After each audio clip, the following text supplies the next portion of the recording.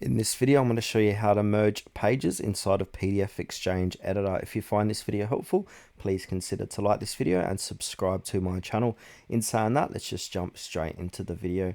Okay, so what we first need to do is open up PDF XChange Editor, and then from there, add in the pages you want to merge. So for this demonstration, I've got 3 pages on this 3-page PDF.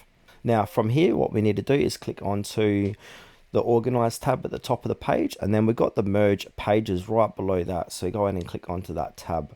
Then from here, we can see the preview on the right hand side, but it doesn't look the best. So we can go ahead and calculate.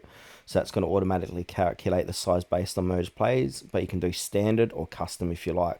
I suggest doing calculate. So if I've got 4 at the 4th page, it's going to sit nice and neat inside of that. And then we've got some page placement and scalings and all that. And then from here, just go ahead and click on OK, and then that's going to go ahead and merge your pages, and it's going to look something like this.